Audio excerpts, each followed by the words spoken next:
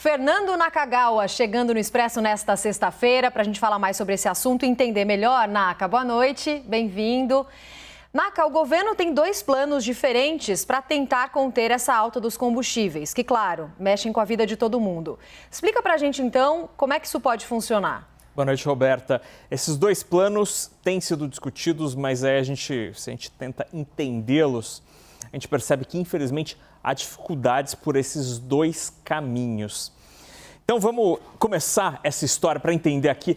Arthur Stack, lá da Arte, produziu essa arte para nos ajudar a entender essa treta toda que está lá em Brasília. Então, a gente começa falando do Fundo de Estabilização. Raquel mencionou esse termo, estabilização. Ele é importante, você vai entender por quê.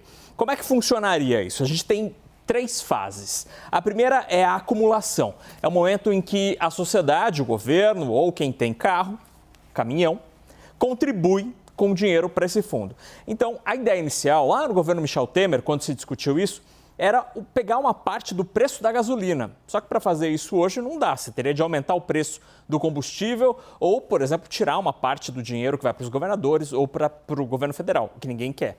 Outras possibilidades, como disse a Raquel, dividendos da Petrobras, uma parte do lucro da Petrobras, ou dinheiro do Tesouro Nacional, que é o dinheiro do governo. Mas não tem dinheiro do Tesouro, não tem dinheiro nem para aumentar o Bolsa Família, quanto mais para a gasolina. Não dá para tirar dos pobres para dividir a conta da gasolina.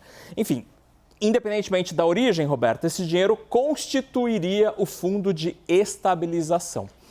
Aí o dinheiro fica ali, guardadinho, para quê? Para usar nos momentos em que o petróleo está em alta. Então, numa situação aqui hipotética, se o petróleo subir 10%, o fundo pode ser usado, o dinheiro do fundo, para amenizar essa alta. Então, subiu 10% do petróleo, a gasolina poderia subir 8% e o fundo paga essa diferença. O problema dessa história toda é que não tem como acumular o dinheiro. Este é o grande problema do fundo. E o fundo é de estabilização, equalização. Ele não consegue reduzir o valor que a gente paga hoje. Agora, na próxima tela, a gente fala sobre a outra possibilidade, que é a alteração da maneira com que se calcula o ICMS. É o imposto estadual, que é um percentual do valor da gasolina. Lá no Congresso Nacional, segundo a apuração da Thaís Arbex, estão discutindo o valor fixo e ela ouviu ali R$ 1,98 por litro. Esse caso tem um outro problema, Roberta. Aqui a gente tem alguns estados sobre o valor que se paga hoje de ICMS. R$ 1,98 seria abaixo só de dois, aqui entre esses destacados, Minas e Rio de Janeiro. Para os outros, Amapá, Bahia, Distrito Federal, Rio Grande do Sul, São Paulo, é um valor maior. Ou seja, para motoristas desses estados, o valor da gasolina aumentaria com essa solução, então passaria a ser uma não solução. Então tem muitos problemas nessa história, é difícil encontrar uma solução. O presidente do Senado deu uma dica hoje mais cedo. Ele mencionou, Rodrigo Pacheco, que a instabilidade política influencia no dólar. E o dólar é um grande componente desse preço.